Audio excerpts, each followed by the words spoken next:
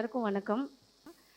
So ஹபீபி வந்து நான் இங்கே வந்து செலியன் சார் சொன்ன ஒரு 2 கூற்றுலேருந்து ஆரம்பிக்கணும்னு நினைக்கிறேன். அவர் என்ன அவரோட புத்தகத்தில் அவர் சொன்ன கூற்றுப்படி, ஒரு நல்ல திரைப்படம் எப்போதும் பார்வையாளர்களை ஏமாற்றாது அப்படின்னு குறிப்பிட்டிருக்காங்க. ஸோ ஹபீபி வந்து யாரையுமே ஏமாற்றலை அப்படின்னு முழு நம்பிக்கையோடு நான் உங்களுக்கு வாழ்த்து சொல்லிக்க விரும்புகிறேன். ஸோ இன்னொன்று என்னென்னா, ஒரு திரைப்படம் ஒரு ஸ்டண்ட் வேலை காட்டி ஒரு ஹீரோ உரசி பேசுகிற காதல் காட்சிகள், ஒரு காரசாரமான ரத்தம் தெறிக்கிற காட்சிகள், ஒரு பாடி ஷேமிங் பண்ணுற இடம், ஒரு காமெடி, இதையெல்லாம் தாண்டி மாறாக ஒரு வாழ்வியலை பதிவு பண்ணி ஒரு படம் வெற்றி அடைஞ்சிருக்குன்னா அது இந்த எறாலேயே ஹபீபின்னு தான் நான் நினைக்கிறேன். இது கடந்த 5-6 வருடங்கள் வந்த படங்களில் உண்மையிலேயே எல்லாத்தையும் கையை பிடிச்சி வேறொரு நல்ல சினிமா இருக்குது அப்படின்னு காட்டினது ஹபீபி தான். ஸோ அந்த முயற்சி வந்து எனக்கு ஒரு பெரிய திறப்பை உருவாக்குச்சுன்னு சொல்லலாம். இந்த ஹபீபி படத்தை பார்க்கும்போது எனக்கு பெருசாக சினிமா பற்றி எதுவும் பேச தெரியாது. இலக்கியம் குறித்து கொஞ்சம் பேசியிருக்கேன். ஸோ நான் ஒரு ரசனை அடிப்படையிலேருந்து இந்த படத்தை எப்படி புரிஞ்சுக்கிட்டேங்கிறது மட்டும் உங்களோட ஷேர் பண்ணிக்க விரும்புகிறேன். ஹபீபியை வந்து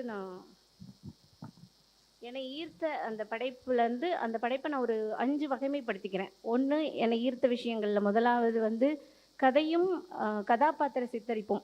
இந்த கதாபாத்திர சித்தரிப்புகள் வந்து நம்ம வந்து ஒரு படம் முழுக்க ஒரு மேன்மைத்தன்மையான கதையை கொடுக்கணுன்னா கதாபாத்திரங்களில் மேன்மையை வைக்கணும் அப்படின்னு ஒரு ஒரு இயல்புக்கு மாறான விஷயங்கள் இல்லாமல் அங்கே இருக்கிற எல்லாருமே இயல்பான வெகு யதார்த்தமான கதாபாத்திரங்கள். அந்த கதாபாத்திரங்களில் மெய்த்தன்மை அதிகமாக இருக்கிறத நான் படம் முழுக்க பார்க்குறேன். ஸோ அந்த ஸ்டேபிள்னஸ் வந்து கதாபாத்திரத்தோட தன்மை படம் முழுக்க அப்படியே இருக்கணும் அப்படிங்கிற எந்த அவசியம் இல்லை அப்படிங்கிறத வந்து அவர் ஒரு கதாபாத்திரத்தோட தன்மையிலேருந்து விளக்கிட்டே இருப்பார். அவங்களுக்கு எல்லா வகையான உணர்வுகளும் இருக்கும்.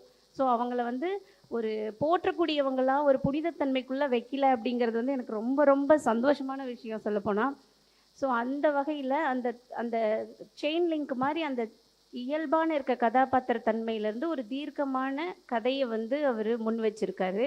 சொல்லப்போனால் அந்த கதாபாத்திரங்கள் ஏற்று நடித்தவங்க கூட எனக்கு ஒரு வாய்ப்பு கிடைச்சிருச்சு, நான் சிறந்த முறையில் அதை பண்ணி காட்டுறேன் அப்படிங்கிறத தாண்டி இயக்குனருக்கு என்ன தேவை, கதைக்கு என்ன தேவைன்னு உள்வாங்கி அவங்க வந்து ப்ரெசென்ட் பண்ணியிருக்கிறத வந்து ஸ்க்ரீனில் பார்க்க முடியுது.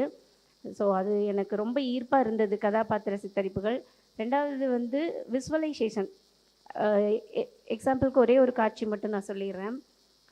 அவங்களோட சித்தி அபுதாஹிரோட சித்தி வந்து சித்தப்பாவோட கேசட்டை வந்து ரேடியோக்குள்ளே போட்டு அதை கேட்க ஆரம்பிக்கும்போது ரேடியோவுக்கு வந்து க்ளோஸ்அப் ஷாட் வச்சுருப்பாங்க. ஸோ அந்த க்ளோஸ்அப் ஷாட்லேருந்து அது அப்படியே ஜூம் அவுட் ஆகும். அப்படி ஆகும்போது அந்த கண்ணாடி, அந்த வெளிநாட்டுலேருந்து வாங்கிட்டு வர தைலம், பர்ஃப்யூமு, சோப்பு, இந்த மாதிரி பொருட்களாக இருக்கும். பக்கத்தில் ஹேங்கரில் வந்து அவரோட சட்டைகள் வந்து தொங்கிட்டு இருக்கும், துணிமணிகள் தொங்கிட்டு இருக்கும். ஸோ அவர் எப்போவும் அங்கே போயிட்டார் இல்லையா, ஆனாலும் அந்த மனுஷி அவரோடையே வாழ்கிறாருங்கிறதுக்கான பதிவாக அந்த ஒரு ஃப்ரேம் வைக்கிறாருன்னா அதுக்குள்ளே இவ்வளோ டீட்டெயிலிங் பண்ணியிருக்கிறது வந்து எனக்கு ரொம்ப பிடிச்சிருந்தது. ரெண்டாவது, அந்த சீனோட எண்டில் அந்த வாய்ஸ் ஓவர் ஓடிட்டே இருக்கும். அப்போ அவங்க வீட்டு வேலை செஞ்சுட்டே இருப்பாங்க. ஸோ நாள் முழுக்க அவங்க குரலோடு மட்டுமே அந்த பெண் வாழறா அப்படிங்கிறதுக்கான ஒரு சாட்சியாக அந்த காட்சியை நான் பார்க்குறேன். உண்மையிலேயே அந்த காட்சியில் வந்து அதீத காவியத்தன்மை இருந்தது, எனக்கு புரிஞ்சுக்க முடிஞ்சுது. அதே போல் அவங்க ரிப்ளை பண்ணுவாங்க. உடனே ரிப்ளை பண்ணுற காட்சியில் என்ன ஆகுன்னா, வைடு ஷாட் வச்சு அப்படியே க்ளோஸ்அப் போவார். ஆல்ரெடி தொடங்கின ஷாட்லேருந்து ஆப்போசிட்லேருந்து அது போகும். அந்த அந்த சீக்வன்சஸ் வந்து எனக்கு பார்க்கும்போது ஒரு ஒரு பெரிய வாழ்வியலை வந்து இப்படிங்கிறக்குள்ளே காமிச்சிட்டாரே அப்படின்னு வந்து தோணுச்சு. ஸோ அந்த விஷயம் எனக்கு ரொம்ப ஈர்ப்புடையதாக இருந்தது. அதுலேயும் குறிப்பாக 2வது சீனில், முதல் சீனில் வந்து பெர்ஃப்யூம் இதெல்லாம் இருந்த இடத்துல இன்னொரு தடவை கேசட் வரும்போது கொஞ்சம் செயின் வளையலெல்லாம் இருக்கும். ஸோ அந்த அளவுக்கு அவர் வந்து அந்த காலங்களை காட்டிக்கிட்டே வராங்க. அந்த இடத்துல வந்து அந்த அம்மா ஒன்று சொல்லுவாங்க, அந்த ஷார்ட்டு க்ளோஸ்அப் போகும்போது நம்மளுக்கும் குழந்தை இருந்திருக்கலான்னு சொல்லும்போது சைலண்ட் பண்ணி அங்கேருந்து வந்து கப்பலுக்கு போன மச்சான் அந்த பாட்டு வரும். அவ்வளோ அற்புதமான நடிப்பு அந்த இடத்துல. அவங்க அதை வந்து அபுதாஹிர் என்ன பண்ணுவார்னா, அந்த பாவு தொங்க விட்டுருப்பாங்க. வீடு முழுக்க காஞ்சிட்டு இருக்கும் அங்கங்க. ஸோ அது வழியா அவரு அத பார்க்குற மாரி அந்த காட்சி இருக்கும். ஸோ அந்த காட்சி வந்து எனக்கு உண்மையிலேயே ஒரு எபிக்டோரியல் சென்ஸ்ல இருக்க காட்சி மாரி நான் அத பார்க்குறேன். ஸோ இன்னொரு விஷயம் என்னன்னா, அதே போல படித்துறை காட்சியாகட்டும், அவரோட அந்த இன்டர்மிஷன்ல வந்து ஹீரோ வந்து ஒத்துக்கிறாரு இல்லையா? நான் திருட தான் போனேன். அந்த காட்சி, கிளைமாக்ஸ் காட்சி இந்த 3லயுமே இந்த எபிக் தன்மை இருக்கிறத வந்து நான் பார்த்தேன். பொதுவா படங்கள்ல ஒரு சில காட்சிகள் மட்டும் அப்படி ஒரு சில காட்சிகளே வராத இந்த டைம்ல, இவ்வளோ நல்ல காட்சிகள ஒரே படத்துல பார்த்தது ஹபிபில தான். ஸோ அது எனக்கு ரொம்ப ஈர்ப்புக்குரிய விஷயமா இருந்துச்சு. ஆ ஸோ அது அது மட்டும் இல்லாம, அந்த சித்தப்பாவோட கேரக்டர் வழியா அவர் சில இன்ஹெரண்டான விஷயங்கள தொடர்ந்து பேசுறாரு. அவர் வந்து ஊருக்கு வர காட்சியில அவ்வளோ குஷியா இருப்பாரு பயங்கரமா. அபுதாகிர கூட நான் கூட்டிட்டு போயிருவேன் அப்படிங்கிற அளவுல இருப்பாரு. ஆனா அதே சித்தப்பா தான் கடைசியில தன் அண்ணனோட இறப்புக்கு வர முடியாத பாவி ஆயிட்டனேன்னு சொல்லி அழுவாரு. ஸோ இந்த 2 எண்டையும் கண்டிப்பா நம்ம பொருத்தி பார்க்க வேண்டியிருக்கு. இவங்க வேலை காரணமா, இல்ல ஒரு வசதி காரணமா மட்டும் வெளிநாட்டுக்கு போயிரல. சில நிர்பந்தங்கள் காரணமாவும் போறாங்க. அந்த நிர்பந்தம் இங்க இருக்கிற சமூகத்தால உருவாக்கப்பட்டது. இவங்களுக்கு இங்க இல்லாத வாய்ப்ப தான் அவங்க வேற பக்கம் தேடி போறாங்க அப்படிங்கிற இன்ஹெரண்ட் விஷயங்கள் இதெல்லாம் அவர் நேரடியா அங்க சொல்லியிருக்க மாட்டாரு.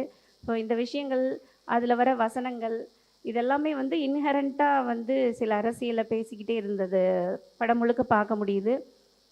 குறிப்பா அவர் சொல்வாரு, "உங்க மேல வெளிநாட்டு வாசனை மணந்து கிடக்கு" அப்படின்னு சொல்வாரு. அவர் வந்து அந்த வாசத்துக்கு பின்னாடி இருக்க நாத்தம் எங்களுக்கு தான் தெரியும்னு சொல்றது. அந்த அந்த ஒரு வாழ்வியலோட பாடு இருக்கு இல்லையா? அத ஒத்த வரியில சொல்றது. ஸோ அது அந்த மாதிரி வந்து இவர் ஒரு ஒரு காட்சியிலையும் வந்து எது தேவையில்லையோ அதை நீக்கிட்டே வந்திருக்காரு அப்படிங்கிறது வந்து புரியுது. ரொம்ப தெளிவான காட்சி அமைப்பு இருந்ததா நான் பார்த்தேன். அதே போல இன்னும் அந்த கல்வி பள்ளிக்கூடங்களை காமிச்சதாகட்டும், அந்த நூலகம் அங்கே இருக்கிற மனிதர்கள் வெளியே போயிட்டு வந்தாலும் அந்த ஊருக்கு என்ன செஞ்சாங்க அப்படிங்கிறத பதிவு பண்ணுற வகையாகட்டும், தோழர் சொன்ன மாதிரி அவங்கக்கிட்ட நிலம் இருந்தது அப்படிங்கிறத பதிவு பண்ணியிருக்காரு. சொல்லப்போனால் எல்லா காலகட்டத்தையும் அவர் வந்து கையில் எடுத்து 3ஐயும் ஒரு சேர அச்சீவ் பண்ணியிருக்கிறதா நான் பார்க்குறேன். பீரியாடிக்னா அது மட்டும் இல்லாமல் ப்ரெசண்ட்டில் அது என்னவா இருக்குது அப்படிங்கிறதையும் காமிச்சதை நான் உணர்றேன். இப்போது செலியன் சார் சொன்னது போல் ஒரு திரைப்படம்ங்கிறது வந்து ஒரு பொழுதுபோக்குக்கானது அப்படிங்கிறத தாண்டி அது வாழ்வியல் சொல்கிற கதையாக மாறணும் அப்படின்னு சொல்கிறாரு இல்லையா? அந்த வகையில் ஹபிபி வந்து ஒரு கடையநல்லூரோட வாழ்க்கையை வந்து நம்ம கண் முன்னாடி காமிச்சிருக்கிறதா நினைக்கிறேன். அந்த காட்சியில் வந்து அந்த அந்த காட்சிகளெல்லாம் பார்க்கும்போது கடையநல்லூருக்குள்ளேயே இருக்கிற ஒரு அனுபவத்தை வழங்குச்சு. இப்படி எல்லா காட்சிகளுமே வந்து ரொம்ப ஆத்மார்த்தமாக இருந்ததை பார்க்குறேன். ஸோ வந்து ஒரு திறமையான இயக்குனர் வந்து ஒரு நல்ல படம் எடுக்க முடியும். ஆனால் ஒரு நல்ல மனிதன் தான் நூற்றாண்டு காலம் கடந்த ஒரு கலைப்படைப்பை உருவாக்க முடியும். அந்த வகையில் அப்படியான ஒரு கலைப்படைப்பு தான் ஹபிபி. அதை ஸோ இந்த படங்களில் எல்லாமே நல்லா இருக்குது அப்படிங்கும்போது அவர் ஒரு தேரோட்டியோட பக்குவத்திலிருந்து விட்டால் குதிரைகள் நாலா பக்கமும் தெரிச்சு ஓடிடும். ஸோ அந்த குதிரைகளை இழுத்து இழுத்து பிடிக்கிற சூட்சமத்தை அந்த இயக்குனர் மிகச்சரியாக செஞ்சுருக்காரு அப்படின்னு நான் அவரை நிஜமாலுமே மனசார பாராட்டுற. வாழ்த்துக்கு வயது கிடையாது, அதனால் நான் உங்களை நினச்சி ரொம்ப பெருமைப்படுறேன். இப்படி ஒரு படைப்பை தமிழ் சமூகத்துக்கும் சரி உலகத்துக்கும் கொடுத்ததுக்கு ரொம்ப ரொம்ப நன்றி.